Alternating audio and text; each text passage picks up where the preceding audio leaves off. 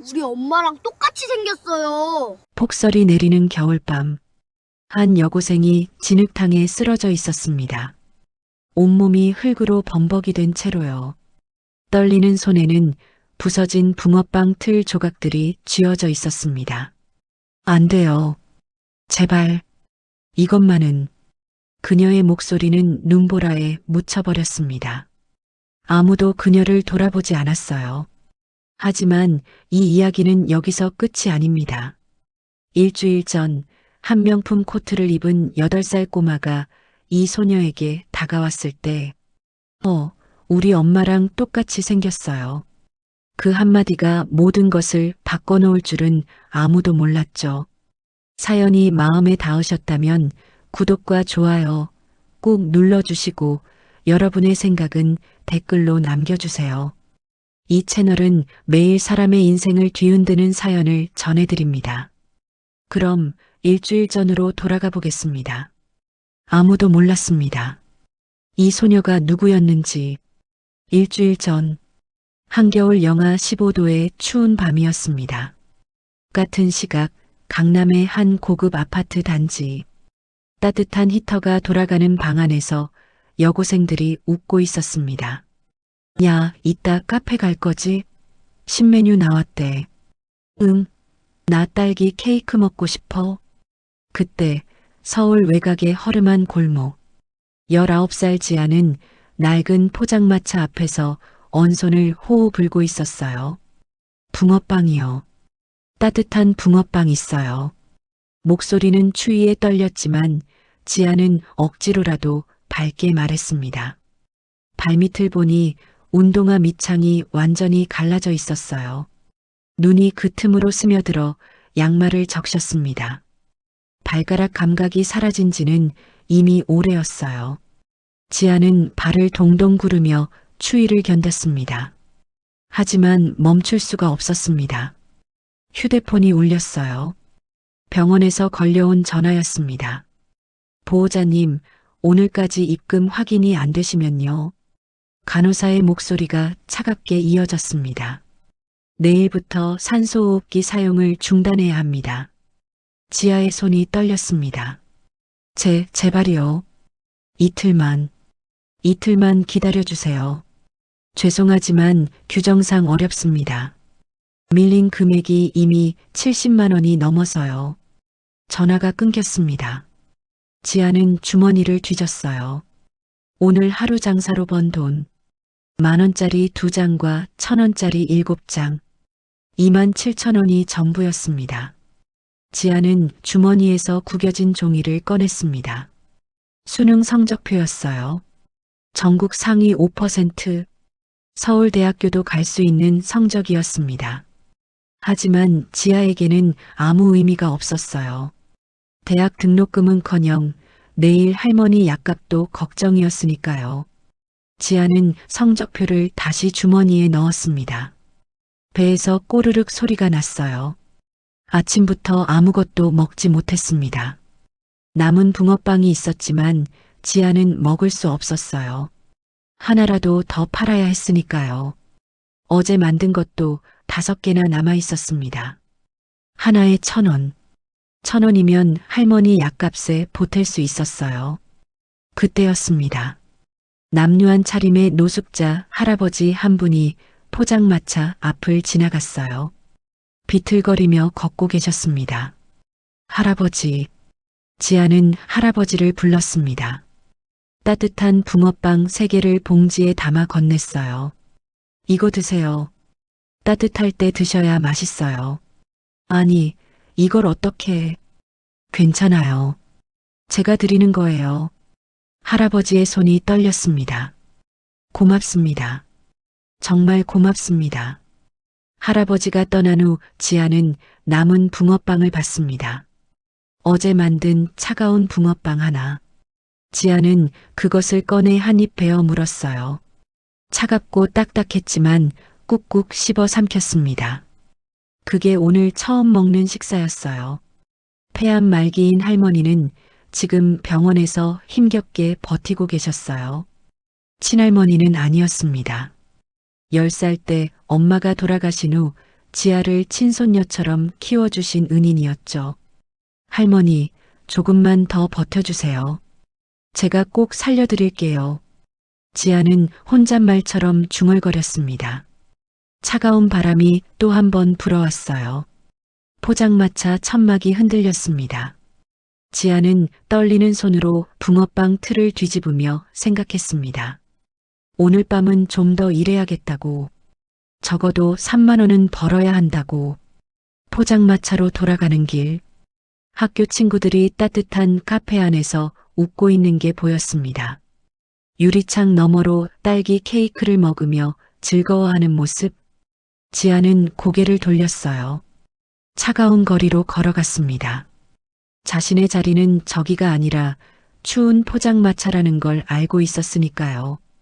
포장마차 앞에 도착했을 때 손님이 하나 지나갔습니다. 붕어빵 드세요. 따뜻해요. 하지만 그 사람은 지아를 쳐다보지도 않고 지나갔어요. 지아는 익숙했습니다. 사람들은 포장마차 앞에 서 있는 여고생을 대부분 무시했으니까요. 밤 9시가 넘었습니다. 거리는 점점 한산해졌어요. 지아는 오늘도 붕어빵을 많이 남겼습니다. 남은 붕어빵을 비닐봉지에 담았어요. 내일 아침 학교 가기 전에 노숙자분들께 드리면 되겠다고 생각했습니다. 자신도 배가 고팠지만 지아는 붕어빵 하나만 먹었습니다. 나머지는 팔아야 했으니까요. 새벽 1시, 지아는 포장마차를 정리하고 집으로 향했습니다. 걸어서 30분 거리였어요. 버스비 1,200원이 아까워서 걸어 다녔습니다. 눈 쌓인 골목길을 걸으며 지아는 생각했습니다. 내일도 학교 가야 하고, 내일도 붕어빵 팔아야 하고, 내일도 할머니 병원비 걱정해야 한다고. 하지만 포기할 수는 없었어요. 할머니가 계시는 한, 그리고 언젠가는 꼭 대학에 가서 영양사가 되겠다는 꿈이 있는 한, 조금만 더 버티자. 지아는 스스로를 다독이며 어둠 속을 걸어갔습니다. 그녀는 아직 몰랐습니다. 내일 자신의 인생을 완전히 바꿔놓을 만남이 기다리고 있다는 것을. 다음날 오후, 같은 시각 서울 한복판의 최고급 주택가 세강그룹 회장 저택의 거대한 식당에는 사내진미가 차려져 있었습니다. 하지만 8살 민서는 젓가락 한 번 들지 않았어요. 도련님, 한 입만이라도 드세요. 가정부가 애원했지만 민서는 고개를 저었습니다. 깡마른 팔다리, 광대뼈가 도드라진 얼굴, 8살 아이라고 믿기 어려울 만큼 야위어 있었어요. 3살 때 엄마가 돌아가신 후 민서는 밥을 거의 먹지 않았습니다. 무엇을 먹어도 맛이 없었어요. 도련님, 병원 가셔야 합니다. 싫어요. 민서는 고개를 돌렸습니다. 운전기사 김 씨가 문 밖에서 걱정스럽게 지켜봤어요. 이러다 정말 큰일 나겠어. 그날 오후, 김 기사는 민서를 차에 태우고 병원으로 향했습니다. 하지만 민서는 차 안에서도 창밖만 바라봤어요. 도련님, 곧 도착합니다. 차가 병원 근처를 지나가고 있었습니다. 그때였어요. 민서의 코에 어떤 냄새가 들어왔습니다. 고소하고 달콤한 냄새. 기사 아저씨, 잠깐만요. 민서가 처음으로 말했습니다. 네, 무슨 일이십니까? 저기, 저 냄새. 민서는 창밖을 가리켰어요. 골목 모퉁이에 작은 포장마차가 있었습니다. 붕어빵이라고 쓰인 낡은 간판. 저기 가고 싶어요. 김 기사는 놀랐습니다. 민서가 어딘가 가고 싶다고 말한 건 3년 만에 처음이었거든요. 알겠습니다. 잠시 세울게요. 차가 포장마차 앞에 섰습니다. 민서는 차에서 내렸어요. 포장마차 앞에는 여고생 하나가 붕어빵을 굽고 있었습니다. 두꺼운 목도리와 털모자를 쓰고 있었어요. 어서 오세요. 밝은 목소리였습니다. 민서는 포장마차 앞에 조심스럽게 다가갔어요. 붕어빵 주세요. 작은 목소리였지만 지아는 환하게 웃었습니다. 몇 개 드릴까요? 2개요. 알겠어요. 잠깐만 기다려. 지아는 따끈따끈한 붕어빵 2개를 봉지에 담았어요. 자, 여기 2,000원이에요. 민서는 돈을 내밀었습니다. 지아가 붕어빵을 건네주었어요. 조심해. 뜨거우니까 천천히 먹어. 민서는 붕어빵을 받아들었습니다. 따뜻했어요. 손에 전해지는 온기가 좋았습니다. 한 입 베어 물었어요. 민서의 눈이 커졌습니다. 달콤한 팥소, 따뜻한 빵, 그리고 무엇보다 맛이 있었어요. 3년 만에 처음으로 맛있다고 느꼈습니다. 맛있어요? 지아가 웃으며 물었어요. 민서는 고개를 끄덕였습니다. 네, 정말 맛있어요. 그리고 계속 먹기 시작했어요. 하나를 다 먹고 2번째도 먹었습니다. 김 기사는 차 안에서 그 모습을 보며 놀랐어요.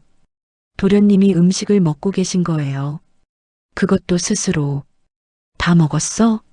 지아가 물었습니다. 네, 잘 먹었네. 우리 손님. 지아는 민서의 입가에 묻은 팥을 휴지로 닦아주었어요. 추우니까 따뜻하게 집에 가. 네, 감사합니다. 민서는 차로 돌아갔습니다. 차 안에서 민서는 창밖을 계속 바라봤어요. 붕어빵 파는 누나. 따뜻했습니다. 도련님, 병원은 안 가셔도 되겠습니까? 김 기사가 물었어요. 네, 괜찮아요. 그냥 집에 가요. 알겠습니다. 그날 저녁, 민서는 저녁 식사를 조금 먹었습니다. 가정부들이 깜짝 놀랐어요. 다음 날, 민서는 다시 그 포장마차를 찾았습니다. 김 기사님, 오늘도 나가고 싶어요. 김 기사가 놀란 표정을 지었습니다. 평소에는 집 밖에 나가기 싫어하던 아이가 스스로 나가자고 하다니. 어디 가고 싶으세요, 도련님? 어제 그 붕어빵 가게요. 김 기사는 미소를 지었어요. 좋습니다. 출발하시죠. 차가 출발했습니다. 같은 시각 지아는 포장마차를 준비하고 있었어요. 오늘따라 날씨가 조금 따뜻했습니다. 지아는 두꺼운 목도리와 털모자를 벗어 한쪽에 걸어두었어요. 오늘은 장사 좀 되려나. 지아는 붕어빵 틀에 반죽을 부으며 중얼거렸습니다. 어제도 3만 원밖에 못 벌었어요. 병원비 70만 원을 갚으려면 아직 멀었습니다. 그때였습니다. 익숙한 목소리가 들려왔어요. 누나. 돌아보니 명품 코트를 입은 민서가 뛰어오고 있었습니다. 어머, 또 왔구나. 지아가 환하게 웃으며 민서를 맞았어요. 오늘도 붕어빵 먹으러 왔어? 네. 누나 붕어빵이 제일 맛있어요. 민서는 주머니에서 2,000원을 꺼냈습니다. 배워온 대로 돈을 내밀었어요. 지아는 따뜻한 붕어빵 4개를 봉지에 담았습니다. 그리고 슈크림 붕어빵 하나를 더 넣어주었어요. 이건 서비스야. 우리 단골 손님한테. 민서의 얼굴이 환해졌습니다. 고마워요, 누나. 민서는 그 자리에서 바로 붕어빵을 한 입 베어 물었어요. 따뜻한 팥소가 입안에 퍼졌습니다. 맛있어요. 민서는 진심으로 행복한 표정이었어요. 지아는 그런 민서를 보며 흐뭇하게 웃었습니다. 천천히 먹어. 뜨거우니까. 네. 민서는 지아의 말대로 호호 불어가며 먹었어요. 김 기사는 조금 떨어진 곳에서 그 모습을 지켜봤습니다. 도련님이 저렇게 행복하게 웃는 모습은 정말 오랜만이었어요. 누나는 학교 안 가요? 민서가 물었습니다. 누나는 저녁에 일하거든. 낮에는 학교 가. 누나 학생이에요? 응. 고등학교 3학년. 와, 대단하다. 저도 커서 누나처럼 될래요. 지아는 웃으며 민서의 머리를 쓰다듬어 주었어요. 그 따뜻한 손길에 민서는 눈을 감았습니다. 엄마의 손길 같았어요. 정확히는 엄마의 손길이었다면 이랬을 것 같았습니다. 누나, 응? 누나 엄마 있어요? 갑작스러운 질문에 지아는 잠시 멈췄습니다. 없어. 누나 엄마는 하늘나라에 계셔. 저도요. 민서가 작은 목소리로 말했습니다. 저도 엄마 없어요. 제가 태어나자마자 돌아가셨대요. 지아의 가슴이 먹먹해졌어요. 그랬구나. 많이 외로웠겠다. 누나도요? 응. 누나도 많이 외로워. 두 사람은 잠시 조용히 서 있었습니다. 차가운 겨울바람이 불었지만 왠지 마음은 따뜻했어요. 그래도 누나한테는 할머니가 계시잖아요. 응. 할머니가 계셔서 누나는 외롭지 않아. 좋겠다. 민서가 부러운 듯 말했습니다. 지아는 민서를 꼭 안아주었어요. 민서도 외롭지 않을 거야. 누나가 있잖아. 민서는 지아의 품에 안겨 눈물을 글썽였습니다. 처음으로 누군가에게 안기는 느낌이었어요. 처음으로 따뜻함을 느꼈습니다. 누나, 내일도 와도 돼요? 그럼, 언제든지 와. 민서는 환하게 웃으며 차로 돌아갔습니다. 김 기사가 문을 열어주었어요. 도련님, 붕어빵 맛있으셨어요? 네, 정말 맛있었어요. 그리고요. 민서가 뒷좌석에 앉으며 말했습니다. 누나가 저를 안아줬어요. 정말 따뜻했어요. 김 기사는 백미러로 민서를 봤습니다. 아이의 눈이 반짝이고 있었어요. 집으로 돌아가는 내내 민서는 행복한 표정이었습니다. 한편 포장마차로 돌아온 지아는 다시 붕어빵을 굽기 시작했어요. 작은 꼬마 손님이 주고 간 따뜻함이 아직 가슴에 남아 있었습니다. 그날 밤 지아는 평소보다 조금 더 많이 팔았어요. 45,000원.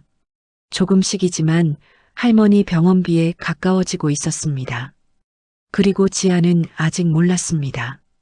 이 작은 만남이 자신의 운명을 완전히 바꿔놓을 거라는 것을. 일주일이 흘렀습니다. 민서는 매일같이 포장마차를 찾았어요. 학교가 끝나면 제일 먼저 김 기사에게 말했습니다. 기사 아저씨, 붕어빵 가게 가요. 그날도 마찬가지였습니다. 오후 4시, 민서를 태운 차가 포장마차 앞에 섰어요. 그런데 오늘은 날씨가 달랐습니다. 한겨울치고는 유난히 따뜻한 날이었어요. 햇살이 포근하게 내리쬐고 있었고 바람도 거의 불지 않았습니다. 민서는 차에서 내려 포장마차로 뛰어갔어요. 누나, 어머, 우리 민서 왔네. 지아가 환하게 웃으며 민서를 맞았습니다. 그런데 오늘은 지아의 모습이 달랐어요. 따뜻한 날씨 덕분에 답답했던 털모자와 목도리를 벗어두었거든요. 긴 머리를 하나로 묶은 채 붕어빵을 굽고 있었습니다. 민서는 지아에게 다가가다가 그 자리에 멈춰섰어요. 목도리 없이 드러난 지아의 얼굴, 맑은 눈동자, 오뚝한 코, 부드러운 미소를 띤 입술. 민서는 숨이 멎는 것 같았습니다. 집 서재에 걸려있는 사진이 떠올랐어요. 할아버지가 아끼는 액자, 20살 때 엄마 사진. 민서의 입에서 작은 소리가 흘러나왔습니다. 민서야, 왜 그래? 어디 아파? 지아가 걱정스럽게 민서에게 다가왔어요. 민서는 떨리는 손가락으로 지아를 가리켰습니다. 우리 엄마랑. 지아는 민서 앞에 무릎을 꿇고 눈높이를 맞췄습니다. 엄마가 어떻다고? 민서의 눈에서 눈물이 글썽거렸어요. 똑같이 생겼어요. 그 말에 지아는 잠시 멈췄습니다. 누나가 우리 엄마랑 똑같이 생겼어요. 진짜예요. 민서는 지아의 얼굴을 뚫어지게 바라봤습니다. 눈도, 코도, 입도, 웃는 모습까지 모든 게 서재에 걸린 엄마 사진과 똑같았어요. 지아는 난처한 표정을 지었습니다. 그래, 민서 엄마를 많이 닮았나 보다. 하지만 민서는 고개를 세차게 저었습니다. 아니에요. 조금 닮은 게 아니에요. 완전 똑같아요. 민서의 목소리에는 확신이 가득했어요. 정말 진짜로요. 눈도 똑같고, 코도 똑같고, 웃는 것도 똑같아요. 지아는 어떻게 대답해야 할지 몰라 그저 부드럽게 웃었습니다. 그럼 다행이다. 민서 엄마가 예쁘셨나 보네. 네. 세상에서 제일 예뻤어요. 민서는 여전히 지아의 얼굴에서 눈을 떼지 못했습니다. 정말로 엄마가 살아 돌아온 것만 같았어요. 누나, 오늘은 모자랑 목도리 안 했네요. 응. 날씨가 따뜻해서. 그래서 얼굴이 다 보여요. 진짜 우리 엄마 같아요. 지아는 민서의 머리를 쓰다듬어 주었습니다. 엄마 많이 보고 싶구나. 네. 민서가 작은 목소리로 대답했어요. 지아는 민서를 꼭 안아주었습니다. 그럼 누나가 엄마처럼 안아줄게. 이렇게 민서는 지아의 품에 안겨 눈을 감았어요. 따뜻했습니다. 이게 엄마의 품이라면 이런 느낌일까요? 한참을 그렇게 있다가 민서는 지아에게서 떨어졌습니다. 누나, 내일 또 올게요. 그래. 언제든지 와. 민서는 차로 돌아갔어요. 하지만 계속해서 뒤를 돌아보며 지아를 바라봤습니다. 차에 탄 민서는 창밖으로 지아를 계속 쳐다봤어요. 김 기사가 백미러로 민서를 보며 물었습니다. 도련님, 오늘은 붕어빵 안 드셨네요? 아, 깜빡했어요. 민서는 붕어빵을 사는 것조차 잊어버렸습니다. 지아의 얼굴에 정신이 팔려서요. 기사 아저씨. 네, 말씀하세요. 우리 집 서재에 엄마 사진 있잖아요. 20살 때 사진요. 김 기사는 잠시 당황했습니다. 민서가 돌아가신 어머니 얘기를 먼저 꺼낸 건 처음이었거든요. 네, 그 사진이 왜요? 붕어빵 파는 누나가 그 사진이랑 똑같이 생겼어요. 그래요? 김 기사는 그저 아이의 착각이겠거니 생각했습니다. 엄마를 그리워하는 마음이 만들어낸 환상이라고요. 하지만 민서는 달랐습니다. 진짜예요. 오늘은 목도리랑 모자를 안 해서 얼굴을 다 봤거든요. 그렇구나. 할아버지한테 말씀드려야겠어요. 엄마랑 똑같이 생긴 누나 있다고요. 차가 저택으로 향했습니다. 민서는 내내 창밖을 보며 생각했어요. 정말 신기했습니다. 세상에 어떻게 우리 엄마랑 똑같이 생긴 사람이 있을 수 있을까? 한편 포장마차에 남은 지아는 붕어빵을 굽고 있었습니다. 민서가 한 말이 자꾸 생각났어요. 엄마랑 똑같이 생겼어요. 지아는 고개를 저었습니다. 그냥 엄마가 보고 싶은 아이의 마음이겠지. 하지만 왜일까요? 가슴 한구석이 이상하게 따뜻했습니다. 그날 저녁, 민서는 할아버지 강태수 회장을 찾아갔어요. 서재에서 서류를 보고 할아버지가 민서를 보며 미소 지었습니다. 우리 민서 무슨 일이니? 할아버지, 저기요. 민서는 벽에 걸린 액자를 가리켰습니다. 엄마의 20살 사진이었어요. 이 사진이요. 응, 엄마 사진이지. 왜? 붕어빵 파는 누나가 이 사진이랑 똑같이 생겼어요. 강태수 회장은 손자를 내려다봤습니다. 8살 아이가 이렇게까지 확신에 차서 말하는 건 흔치 않은 일이었어요. 민서야, 사람은 누구나 닮은 사람이 있단다. 알아요. 그런데 진짜 똑같았어요. 민서는 사진 앞에 섰습니다. 눈도, 코도, 입도, 웃는 모습도요.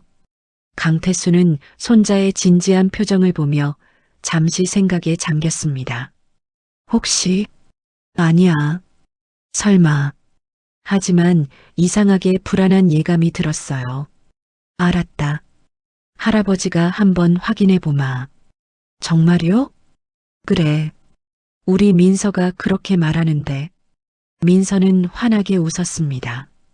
할아버지도 보시면 깜짝 놀라실 거예요. 그날 밤 강태수는 잠을 이루지 못했습니다. 손자의 말이 자꾸만 머릿속을 맴돌았어요. 똑같이 생겼어요. 설마 정말로. 강태수는 고개를 저었습니다. 우연의 일치겠지. 하지만 마음 한구석이 불안했습니다. 무언가 중요한 일이 시작되고 있다는 예감이 들었어요. 일주일이 지났습니다. 지아는 그동안 민서를 보지 못했어요. 포장마차 앞에서 기다렸지만 민서는 오지 않았습니다. 민서, 괜찮은 걸까? 지아는 걱정이 되었지만 어쩔 수 없었어요. 그저 매일 붕어빵을 굽고 손님을 기다리고 할머니 병원비를 모으는 일상이 계속되었습니다. 그날도 마찬가지였어요. 오후 3시, 지아는 포장마차를 준비하고 있었습니다. 그런데 이상했어요. 오늘따라 주변이 소란스러웠습니다. 저기 봐. 구청 차량이다. 오늘 단속 나온대. 지나가는 사람들이 수군거렸어요. 지아는 불안한 마음에 주변을 둘러봤습니다. 그때였습니다. 큰 트럭 한 대가 골목 입구에 섰어요. 구청 단속반이라고 적힌 차량이었습니다. 그리고 뒤따라 용역 차량도 멈춰섰어요. 지아의 얼굴이 창백해졌습니다. 불법 노점상 강제 철거입니다. 확성기에서 차가운 목소리가 울려 퍼졌어요. 경고 기간은 이미 지났습니다. 즉시 철거에 들어가겠습니다. 지아는 황급히 포장마차 앞으로 갔습니다. 저기 잠깐만요. 하지만 용역 직원들은 이미 다가오고 있었어요. 덩치 큰 남자 5명. 험악한 인상이었습니다. 비키세요. 한 남자가 지아를 밀쳤어요. 지아는 비틀거렸지만 포장마차를 꽉 붙잡았습니다. 제발이요. 이것만은 안 돼요. 규정입니다. 비키지 않으면 강제로 치울 겁니다. 남자들이 포장마차에 손을 댔어요. 지아는 필사적으로 막아섰습니다. 안 돼요. 이게 저희 할머니 병원비예요. 하지만 남자들은 귀를 막았습니다. 한 명이 붕어빵 틀을 집어들었어요. 이것부터 치우자. 안 돼요. 지아가 붕어빵 틀을 붙잡으려 했지만 남자가 더 힘이 셌습니다. 휙! 남자가 붕어빵 틀을 트럭 쪽으로 던졌어요. 땅! 낡은 붕어빵 틀은 바닥에 떨어지며 2 동강이 났습니다. 안 돼. 지아가 비명을 질렀어요. 그 붕어빵 틀은 3년 동안 지아와 함께한 유일한 생계 수단이었습니다. 매일 아침부터 밤까지 붕어빵을 구워준 소중한 도구였어요. 지아는 부서진 틀로 뛰어갔습니다. 하지만 다른 용역 직원이 지아의 앞을 막았어요. 비켜요. 일 방해하지 마세요. 그때였습니다. 구청 단속 책임자가 다가왔어요. 아가씨, 우리도 일하는 사람입니다. 이해해 주세요. 제발이요. 일주일만요. 일주일만 기다려 주세요. 지아는 울먹이며 애원했습니다. 할머니 병원비를 갚으면 그때 치워도 되잖아요. 안 됩니다. 이미 경고장 3번 나갔습니다. 그걸 몰랐어요. 저는 받은 적이 없어요. 우편으로 발송했습니다. 지아는 무릎이 꺾이는 것 같았어요. 그 사이 용역 직원들은 포장마차를 트럭에 싣기 시작했습니다. 의자도 간판도 가스통도 지하의 모든 것이 실려나갔어요. 안 돼요. 안 돼요. 지하는 트럭 앞을 막아섰습니다. 2 팔을 활짝 벌렸어요. 제발 이것만은 안 돼요. 용역 직원 중 하나가 짜증스럽게 다가왔습니다. 비키라고. 남자가 지하의 어깨를 세게 밀쳤어요. 아, 지아는 중심을 잃고 뒤로 비틀거렸습니다. 철퍼덕 둔탁한 소리가 들렸어요. 마침 그곳에는 아침에 내린 눈이 녹아 진흙탕 웅덩이가 있었습니다. 지아의 온몸이 차가운 진흙 속으로 빠졌어요. 낡았지만 깔끔하게 빨아입었던 패딩이 순식간에 갈색 진흙으로 범벅이 되었습니다. 얼굴에도 흙이 튀었어요. 지아는 진흙탕 속에서 신음을 흘렸습니다. 차가운 물이 옷 속으로 스며들어 온몸을 얼어붙게 만들었어요. 비켜, 비켜. 용역 직원들은 지아를 신경도 쓰지 않고 트럭에 짐을 실었습니다. 지아는 떨리는 손으로 땅을 짚고 일어나려 했어요. 하지만 힘이 들어가지 않았습니다. 그때 구경하던 사람 하나가 수군거렸어요. 저 여자애 불쌍하네. 쯧쯧. 그래도 불법은 불법이지. 아무도 지아를 도와주지 않았습니다. 지아는 진흙탕에 앉은 채 부서진 붕어빵 틀 조각을 주었어요. 이거라도 고쳐서. 떨리는 목소리로 중얼거렸습니다. 하지만 이미 쓸모없는 쇠조각이 되어버렸어요. 바로 그때였습니다. 휴대폰이 울렸어요. 진흙 묻은 손으로 휴대폰을 꺼냈습니다. 병원에서 걸려온 전화였어요. 여보세요? 보호자님, 긴급 상황입니다. 간호사의 다급한 목소리가 들렸습니다. 할머니께서 갑자기 의식을 잃으셨습니다. 빨리 오세요. 네. 지아의 손에서 휴대폰이 떨어질 뻔했어요. 산소 포화도가 급격히 떨어지고 있습니다. 지금 응급처치 중인데. 지금 갈게요. 지아는 휴대폰을 끊고 일어났습니다. 온몸이 진흙 범벅이었지만 상관없었어요. 할머니. 지아는 비틀거리며 뛰기 시작했습니다. 병원까지는 30분 거리. 하지만 버스 탈 돈도 없었어요. 지갑은 포장마차와 함께 트럭에 실려갔으니까요. 지아는 그대로 뛰었습니다. 진흙 묻은 옷으로 망가진 운동화로. 사람들이 지아를 피해 비켰어요. 저 여자 왜 저래? 정신병자 아냐? 하지만 지아는 신경 쓸 겨를이 없었습니다. 숨이 턱까지 찼지만 멈추지 않았어요. 할머니, 제발 무사하세요. 40분을 뛰어 병원에 도착했습니다. 지아는 중환자실 앞으로 달려갔어요. 할머니. 간호사가 지아를 막아섰습니다. 보호자분이세요? 네. 저희 할머니 어떻게 됐어요? 지금 응급처치 중입니다. 조금만 기다려주세요. 지아는 중환자실 유리창 너머를 봤어요.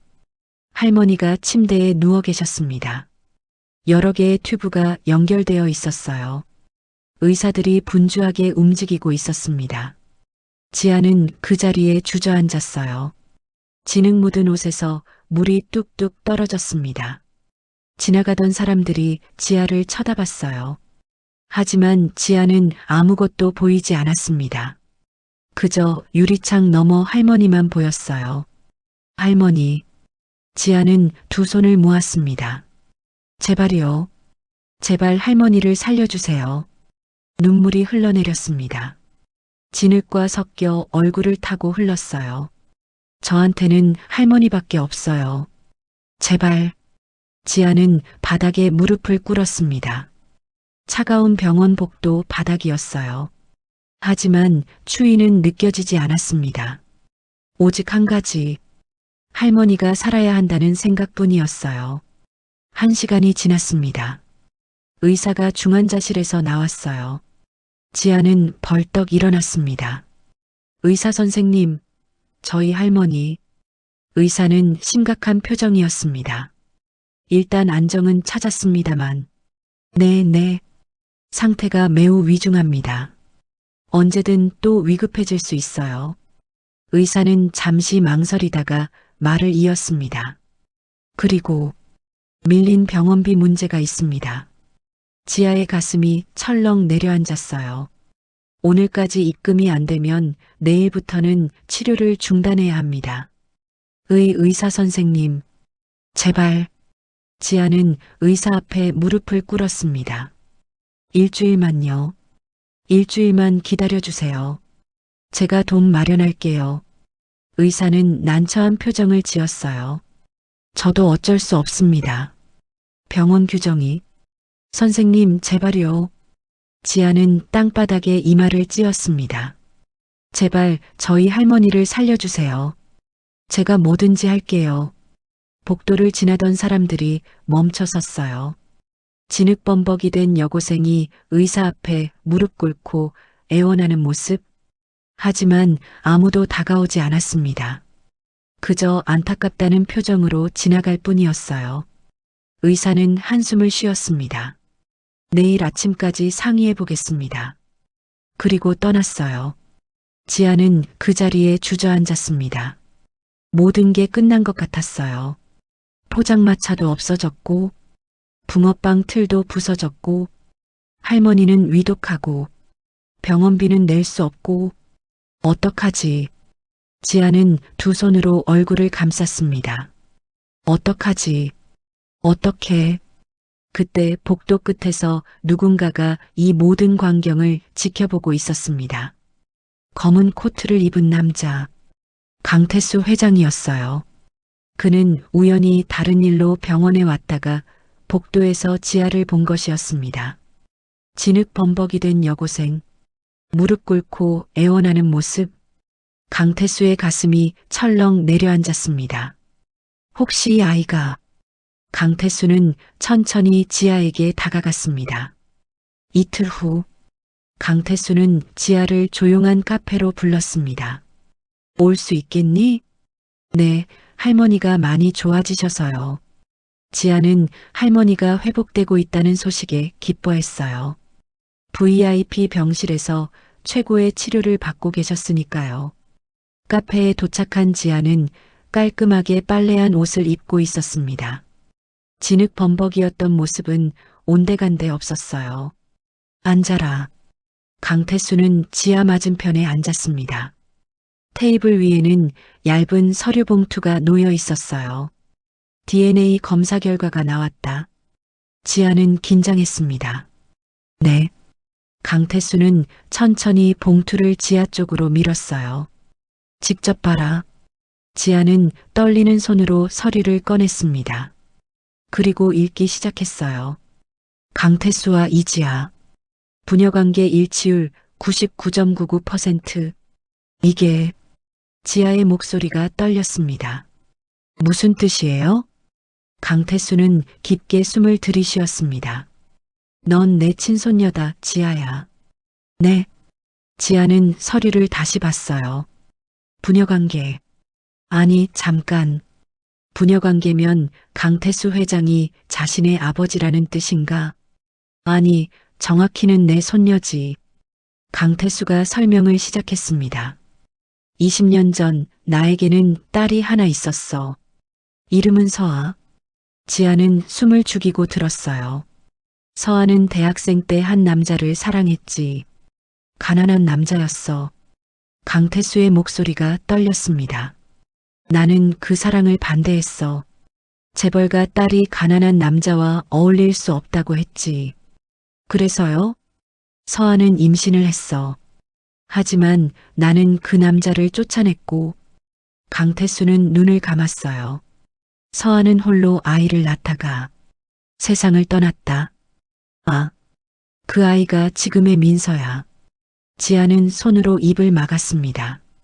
그럼 민서는 내 조카다. 강태수가 말했어요. 그리고 서아가 사랑했던 남자의 애인이 바로 내 엄마 한소희였어. 지아는 머리가 하얘졌어요. 엄마가 서아라는 분의 남자친구 애인이었다고요? 그래.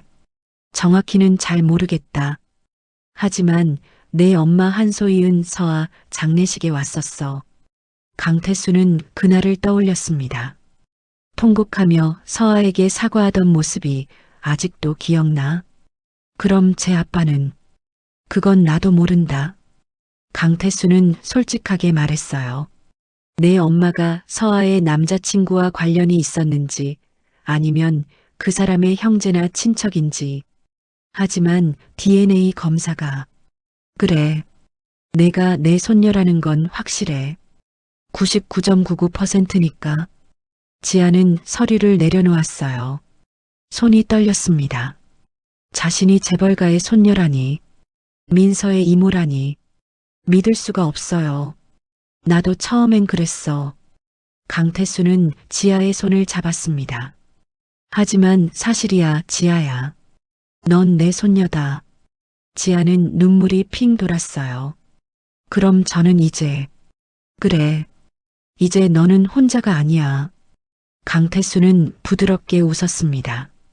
할아버지가 있고, 민서가 있고, 가족이 있어. 지아는 눈물을 흘렸어요. 기쁨의 눈물이었습니다. 10살 때부터 혼자였던 자신에게 가족이 생겼다니. 감사합니다, 할아버지. 하지만 강태수의 표정은 밝지 않았어요.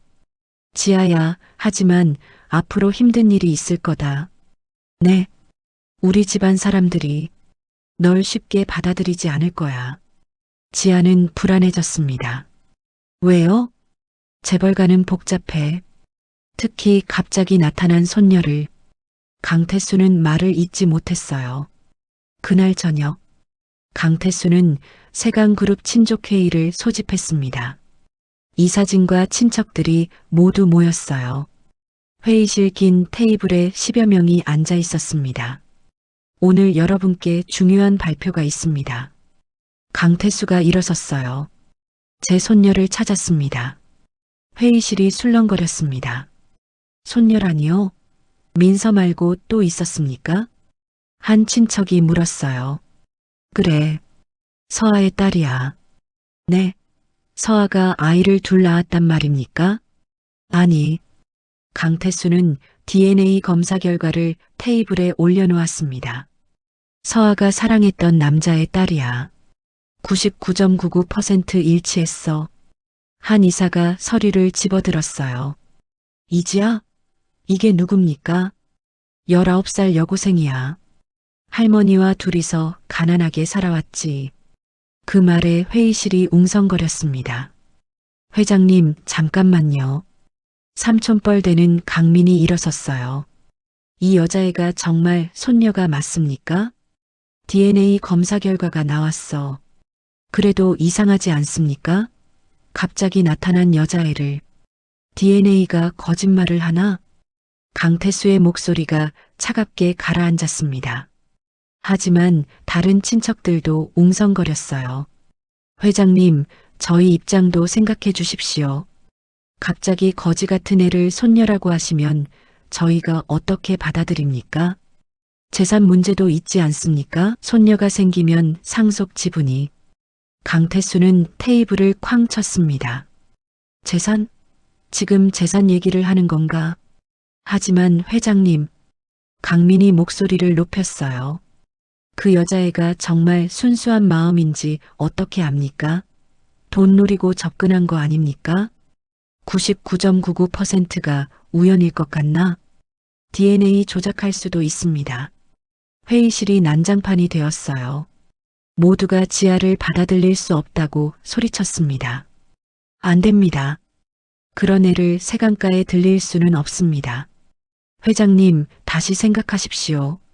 강태수는 조용히 그들을 바라봤어요. 탐욕스러운 눈빛들, 재산을 지키려는 눈빛들. 알겠네. 강태수가 차갑게 말했습니다. 그럼 이렇게 하지. 지아를 인정하지 않으면. 강태수는 일어섰어요.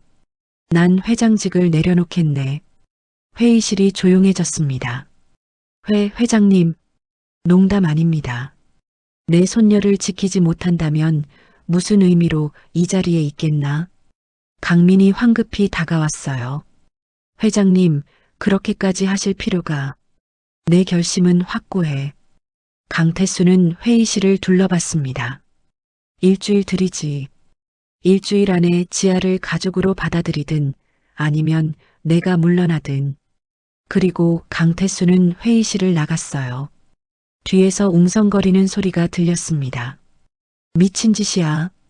거지 같은 애 하나 때문에 회사를 위험에 빠뜨리다니. 강태수는 주먹을 꽉 쥐었습니다. 하지만 물러서지 않을 것이었어요.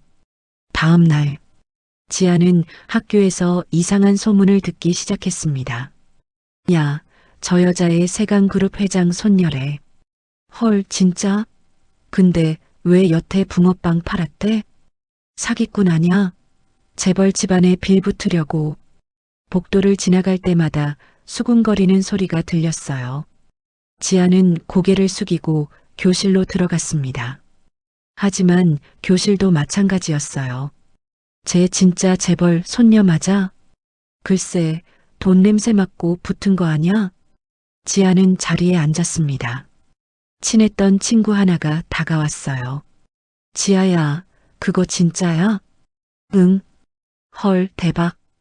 그럼 이제 부자네. 하지만 친구의 눈빛은 따뜻하지 않았어요. 시샘과 질투가 섞여 있었습니다. 수업이 끝나고 집으로 가는 길, 지아는 낯선 차 한 대가 따라오는 걸 느꼈어요. 뒤를 돌아봤습니다. 검은 세단이었어요.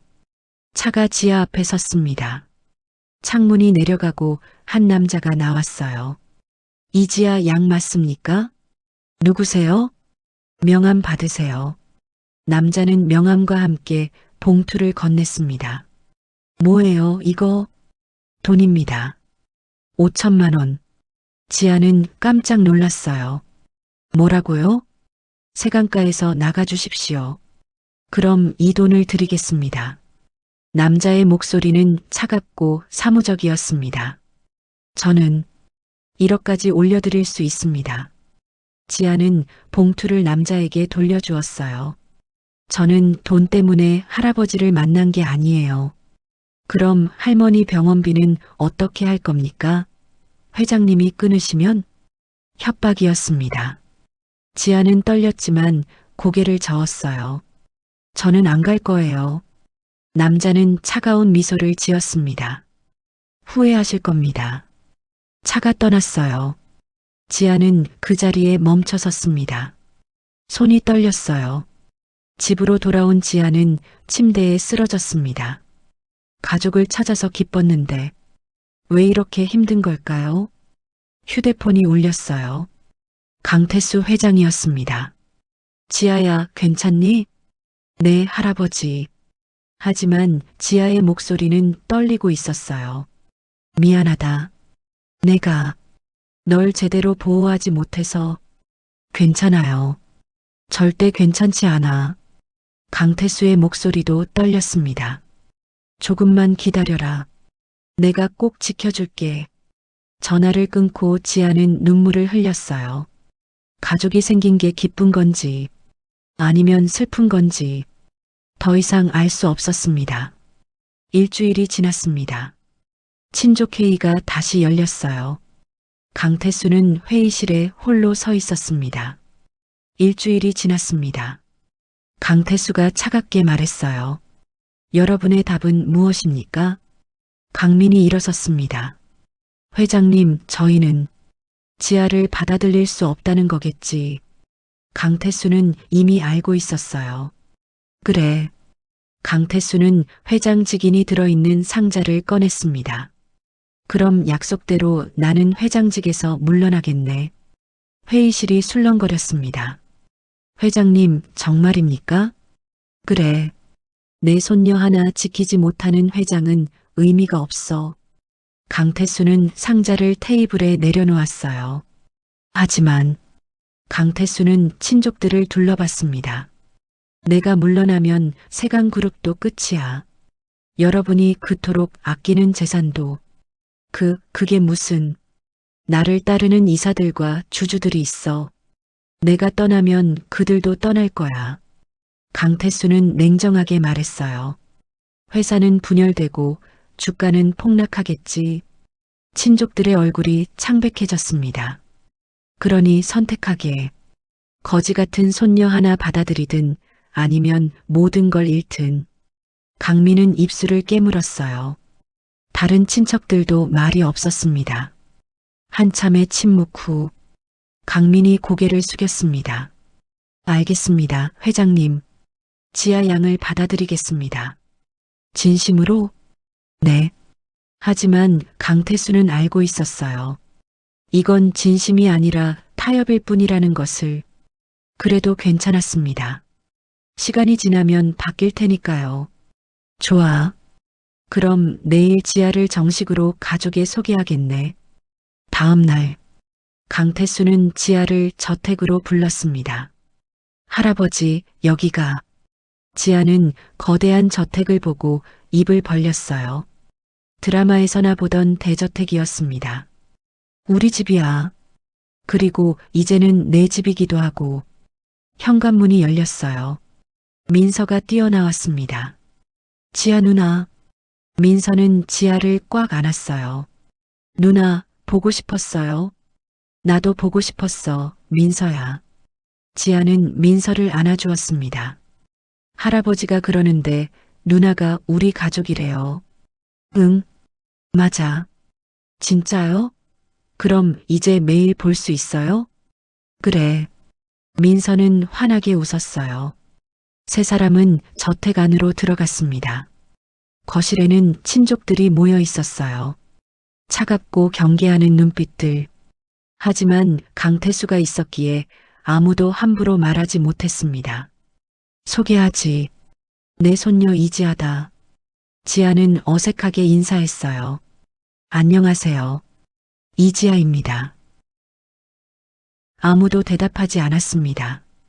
강민이 마지못해 고개만 끄덕였어요. 분위기는 냉랭했습니다. 하지만 강태수는 개의치 않았어요. 이제부터 지아는 이 집에서 살 거야. 네, 할아버지, 저는. 할머니 병원비도 걱정 없고 학교도 계속 다닐 수 있어. 강태수는 지아의 어깨를 다독였습니다. 그리고 대학도 마음껏 가거라. 지아는 눈물이 핑 돌았어요. 감사합니다. 한 달이 지났습니다. 지아는 새로운 환경에 적응하고 있었어요. 학교는 계속 다녔고 할머니는 점점 회복되었습니다. 그리고 무엇보다 매일 민서와 함께 시간을 보낼 수 있었어요. 누나, 오늘 학교에서 있었던 일 들어줄래요? 그래, 말해봐. 두 사람은 정원 벤치에 앉아 이야기를 나눴습니다. 민서는 이제 밥도 잘 먹고 친구도 생겼어요. 밝게 웃는 모습이 예전과는 완전히 달랐습니다. 누나 덕분이에요. 내가 뭘 했다고. 누나가 있으니까 외롭지 않아요. 민서는 지아의 손을 꼭 잡았어요. 누나는 엄마 같아요. 지아는 민서를 안아주었습니다. 그날 저녁, 강태수는 지아를 서재로 불렀어요. 할아버지, 무슨 일이세요? 앉아라. 책상 위에는 낡은 앨범이 놓여 있었습니다. 이게 뭐예요? 서아 앨범이야. 내 엄마하고. 지아는 조심스럽게 앨범을 펼쳤어요. 첫 장에는 20살 정도의 여자 두 명이 웃고 있었습니다. 한 명은 서아, 그리고 다른 한 명은 엄마. 지아의 목소리가 떨렸어요. 엄마 한소희였습니다. 젊고 아름다운 모습이었어요. 서아와 내 엄마는 친구였어. 대학 동기였지. 네. 지아는 놀랐습니다. 그럼 엄마가 서아 언니 때문에. 아니야. 내 엄마는 나쁜 사람이 아니었어. 강태수는 사진을 보며 말했습니다. 서아가 사랑한 남자. 그 사람의 동생이 내 아버지였어. 동생이요? 그래. 형은 서아를 사랑했고 동생은 정민이를 사랑했지. 강태수는 한숨을 쉬었어요. 하지만 나는 그 형제를 모두 쫓아냈어. 가난하다는 이유로. 할아버지. 서아는 형의 아이 민서를 낳고 세상을 떠났고 강태수의 목소리가 떨렸습니다. 내 엄마 정민이는 동생의 아이 너를 낳고 홀로 키웠지. 지아는 사진을 보며 울었어요. 엄마의 웃는 얼굴, 행복해 보였습니다. 엄마는 항상 말씀하셨어요. 너는 사랑받기 위해 태어났다고. 지아가 말했습니다. 이제 알겠어요. 엄마가 무슨 뜻이었는지. 강태수는 지아의 어깨를 안았어요. 내 엄마 정민이는 정말 좋은 사람이었어. 서아 장례식에서 나를 원망하지도 않았지. 엄마다운 일이에요. 그래. 내 엄마는 너처럼 따뜻한 사람이었어. 강태수는 앨범 뒤에서 편지 한 통을 꺼냈습니다. 이건 내 엄마가 서아에게 쓴 마지막 편지야. 지아는 떨리는 손으로 편지를 받았어요. 서아, 미안해. 내가 떠난 후 나도 힘들었어. 하지만 아이가 생겼어. 사랑하는 사람의 아이야. 이 아이를 잘 키울게. 내가 민서를 사랑했던 것처럼. 우리 아이들이 언젠가 만났으면 좋겠어. 그때는 우리처럼 슬프지 않게. 마이너스 정민이가. 지아는 눈물을 흘렸습니다. 엄마의 바람. 지금 이루어지고 있었어요. 엄마, 저 할머니 구했어요. 그리고 가족도 찾았어요. 지아는 편지를 가슴에 안았습니다. 이제 외롭지 않아요. 1년 후, 봄이 왔습니다. 지아는 대학에 입학했어요. 식품영양학과, 영양사가 되어 어려운 사람들을 돕겠다는 꿈이었습니다. 대학 캠퍼스 앞, 벚꽃이 흩날리는 길, 지아는 작은 포장마차를 끌고 있었어요. 은혜 장학재단 따뜻한 나눔의 날 행사였습니다. 할머니 이름을 딴 장학재단이었어요. 누나, 민서가 뛰어왔습니다. 9살이 된 민서는 건강하고 밝았어요. 민서야, 늦었네? 할아버지랑 할머니 모시고 왔어요. 뒤에서 강태수 회장과 할머니가 천천히 걸어오고 계셨습니다. 할머니는 휠체어에서 내려 지팡이를 짚고 걸으셨어요. 완치되지는 않았지만 많이 회복하셨습니다. 지아야. 할머니. 지아는 할머니를 꼭 안았어요. 우리 지아 대학생 됐네. 네. 할머니 덕분이에요. 아니야. 내가 잘한 거지. 할머니는 지아의 머리를 쓰다듬어 주셨어요. 강태수도 다가왔습니다. 오늘 행사 준비 잘했니? 네, 할아버지. 100명분 준비했어요. 지아는 포장마차 앞에 섰습니다. 그리고 붕어빵을 굽기 시작했어요. 새로 산 틀이 아니었습니다. 1년 전 부서졌던 바로 그 틀. 강태수가 장인을 불러 정성껏 수리한 것이었어요. 이 틀은 내 과거야. 강태수가 말했습니다. 힘들었던 날들의 증거지. 네. 하지만 이제는 희망의 상징이 될 거야. 따뜻한 붕어빵 냄새가 캠퍼스에 퍼졌습니다. 학생들이 하나둘 모여들었어요. 무료 나눔이에요. 모두 드세요. 지아가 환하게 웃으며 붕어빵을 나눠주었습니다. 민서도 옆에서 도왔어요. 따뜻할 때 드세요. 할머니는 그 모습을 보며 눈물을 글썽였습니다. 우리 지아 참 잘 컸네. 강태수도 웃었어요. 그러게 말입니다. 100개의 붕어빵이 모두 나눠졌습니다. 행사가 끝나고 4사람은 캠퍼스 벤치에 앉았어요. 누나. 민서가 지아 손을 잡았습니다. 응? 누나는 우리 엄마 같아요. 지아는 민서를 안아주었어요.